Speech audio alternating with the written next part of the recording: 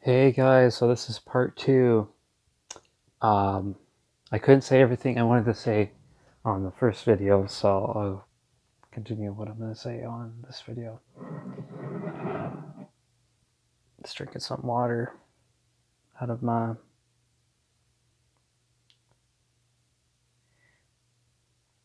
Spider-Man Homecoming Vulture mug.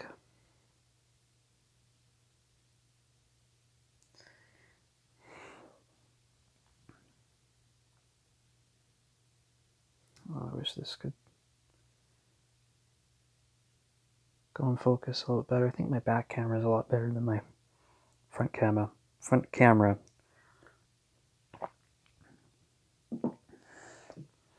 And I'm really feeling my allergies just going skyrocket, so I may not look and feel my best. And I might not do some videos for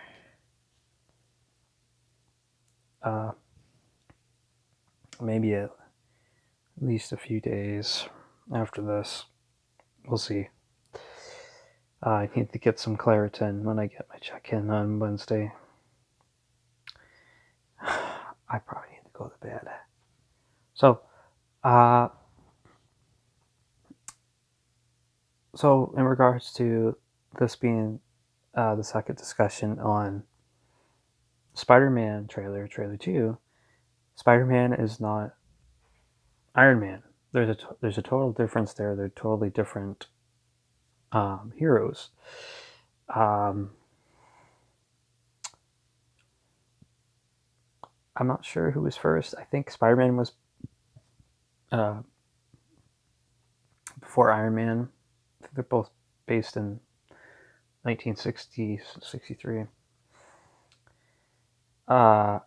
And it's really hurting my head right now with the whole snap, whether it was the snap with Thanos that did the snap and destroyed all the stones, and then they killed him and beheaded him, that it opened a parallel of a multiverse, Spider-Verse.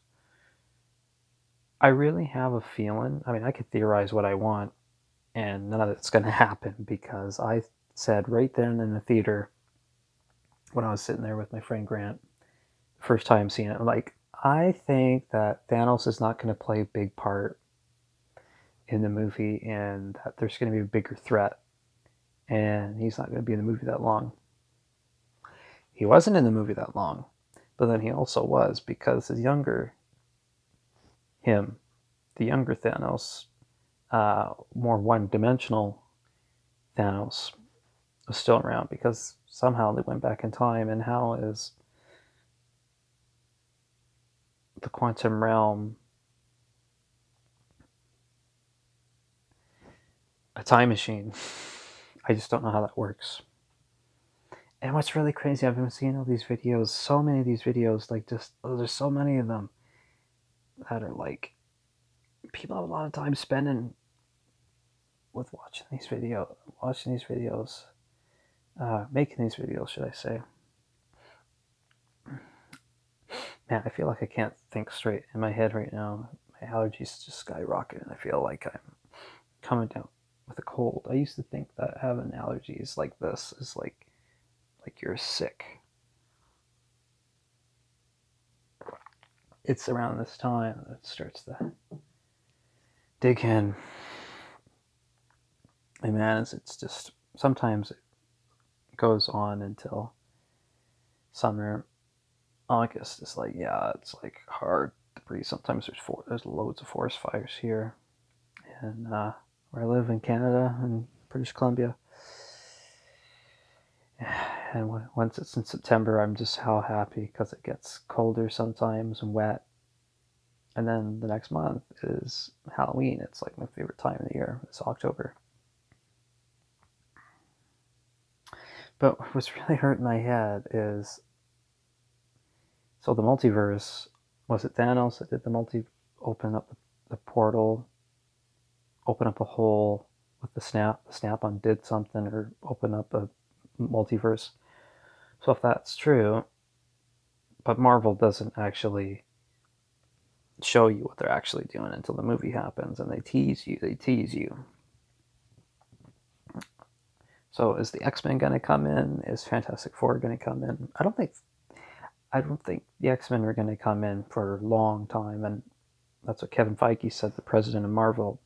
You're not going to see X-Men for a while. They're going to build that up like they built up this Infinity War saga for 22 movies and beyond. Well, 23, because it should be the end of this is the end game. But no, they say that Spider-Man Far From Home is actually the end of Phase 3. I thought Phase 3 was over. I thought we were already in Phase 4 and we're going to Phase 5. No, we're going to go into Phase 4. I don't know if I'm going to go into Phase 4. Because the core of the Avengers I just beloved, and I started this MCU when I was just about 13,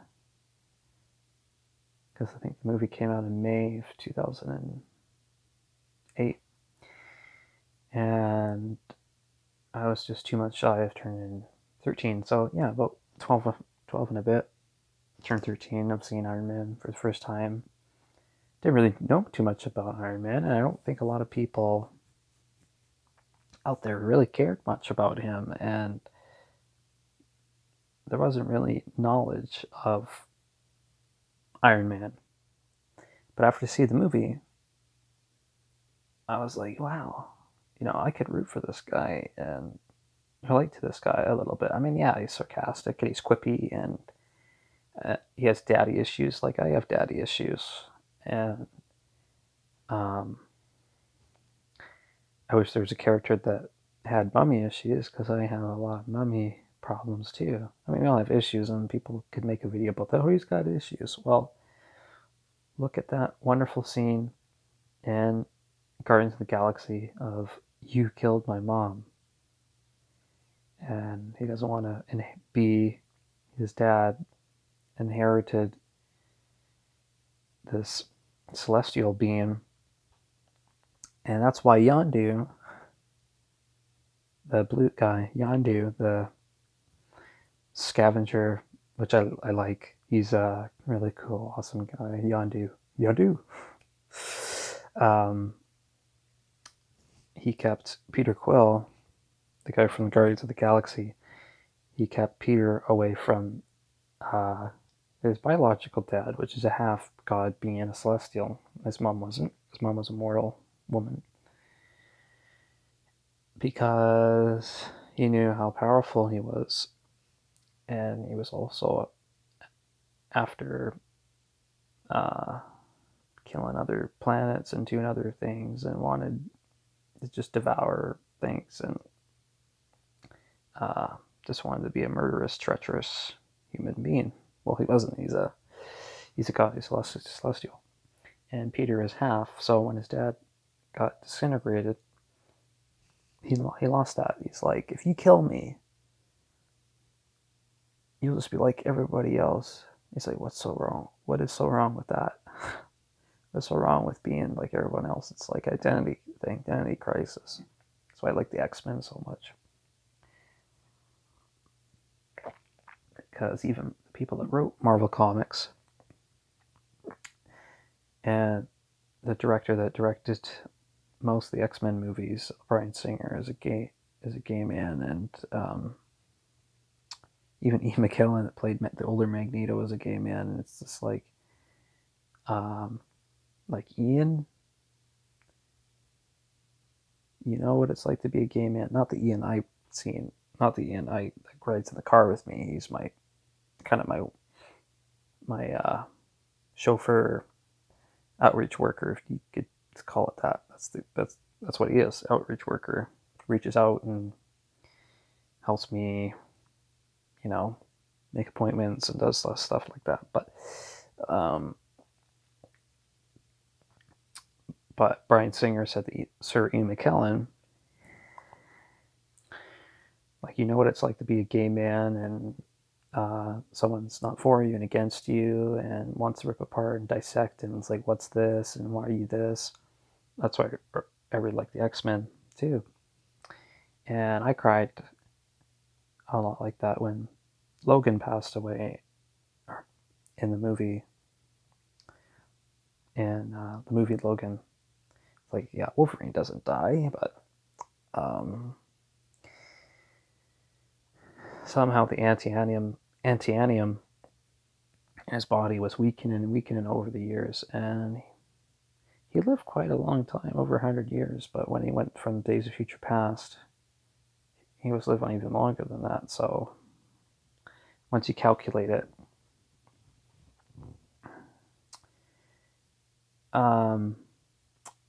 I'm not sure.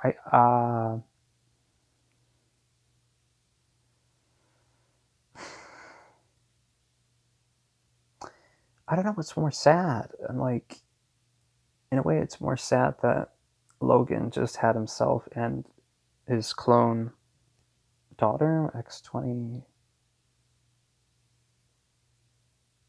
No, because X24 was his clone of himself that was doing damage to everybody. I think X23, yeah, Laura. They almost kind of died similar ways. They were on their backs and kind of, well, they're still around for a little bit, and they got to see their other one they mentored, or kind of was like kind of a father figure for both of those, and they died. And no way is Iron Man coming back. Like, Robert Downey Jr. wants to do other things, and it's great. He's been there for 11 years. Like, let him do something with his life. He's look, actually, in some of the scenes in Endgame, he kind of looks like an older man, which he is. He's 54. He's getting up there in age. But in no way do I think that the multiverse is actually a true thing. Quentin Beck is a villain in the comics. Are they actually going to make him a part of S.H.I.E.L.D. and to a point where they get him to help out with Spider-Man? This is not going to get him focus, is it?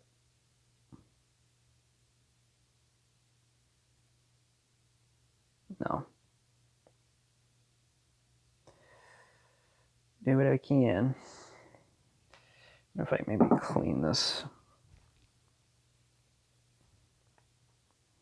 Or if that's better. Nah, still the same.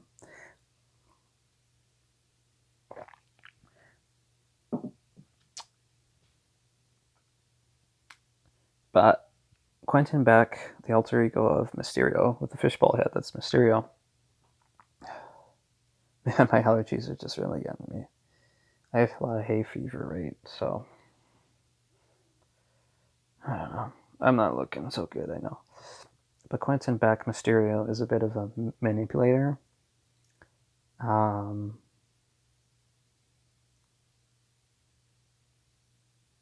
what's with the Spider-Man noir? Like, he's gonna have like Spider-Man. He's gonna have the Spider-Man Homecoming suit. He's gonna have the Stark. Oh yeah, that's a Stark suit. He's gonna have the Spider-Man Homecoming suit. He's gonna have the Iron Spider suit. He's gonna have that red and black suit that I have that I should actually show you guys, but I ripped a bit of a hole in it. But I should show you guys what that's like in one video. And so he's gonna have this Homecoming suit, the Iron Spider suit, the Noir suit, about 3-4 different kind of suits, or you know that he's gonna have in it already. So it's the Spider-Man Noir from a different universe, because Spider-Man Noir in the comics actually kills people and has a gun. In, was it the 1930s or 40s? That's Spider-Man in there, but he's the one that's more, yeah, brutal. And I love that line. Samuel Jackson is like, "Bitch, please, you've been in space." It's like one of the. That's probably the one. I don't need to say no more. That line is great. "Bitch, please, you've been to space." I love Samuel Jackson. He's great and everything he's in. He was in Mace Windu in Star Wars prequels in Episode 1, 2, and 3. The Senate will decide your fate. Just some great lines in there. Don't listen to him, Anakin. Don't listen to him. He is the traitor. Yeah. Is he the one to bring balance to the Force? Misread, it could have been.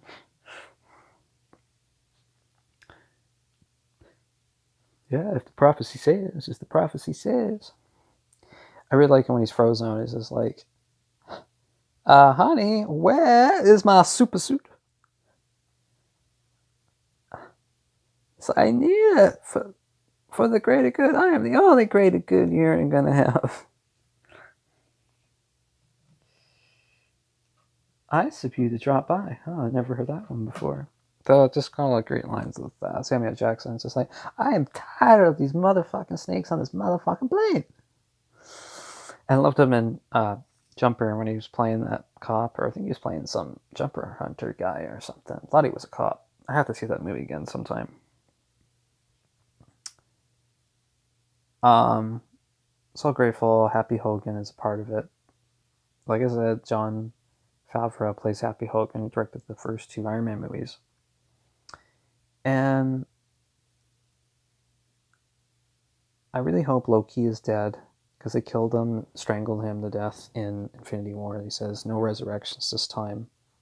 But Loki left with the Tesseract when they screwed up. Like, oh, we screwed up, and then we had to get the Tesseract in the 1970s. Had to go that far back, and then he had the scene with his dad, Tony Stark. It's like hugged him, and he's like, thank you for everything that you did in this country. And I find a lot of those little things were lines directed to the audience and to the fans. Like, even I think Pepper's role was like, we're gonna be okay. Like, we're gonna be okay. You could rest now. I've teared up twice in the theaters with that scene, and wow, who could have known that these movies would have impacted us in such a way? Like, uh, growing up, as shitty as my childhood has been, and how I'm very dark in the eyes and just very complex and reserved most of the time. How do I say this? How convoluted and complex everything is. It's nice to know that I grew up having in my life, like, people like, you don't know these actors or stuff like that, but you end up knowing them in some degree, because they're brought into your lives, into your homes, on a television screen in form of a character, but it's them. And I really like Hugh Jackman as Wolverine. If anybody plays Wolverine, it just won't be the same. And same with Robert Downey Jr. And being that young, and the first X-Men movie came out in 2000, I was like 5 years old, and it plays a big part in those years. And then you're just like becoming an adult, but not really. You're a big kid at heart, and you're trying to reach a happy place in some ways, because yeah, it is an imaginary happy place, but it's a joy for a lot of people's lives. And who would want to live in a nasty reality where, because there's a lot of bad things that happen, yes, and I'm sorry that some of these things happen, but it's out of our control. And what can you do about it out of one person when you talk about it, right? So, and with Robert Downey Jr., seen him just before I turned 13. Man, I didn't. Who could have known that this would have impacted us? It has impacted you. Um, yeah, but that line and Rhodey's there with him, and then before that, it's like Peter was like, it's like Mr. Stark, we won. It's just like Mr. Stark, we won, and then Pepper being like, we're okay. You can rest now. So I think that's her saying that to the. That's her speaking like the audience in some ways. So, as rough as it has been for me, I'm so grateful that we've got to have this. And I can't say that I'm going to be a part of the MCU after Phase 3 has ended and going into Phase 4, just because I love RDJ, I love Scarlett Johansson, Mark Ruffalo, and I've actually grown to actually appreciate Chris Evans and, the whole rest of the gang. And to me, Spider-Man's my favy, along with Batman. Uh, Batman's second best. But that wraps it here. And let me guys know what you guys think, and let me guys know what you think of the movie if you've seen it. Till next time.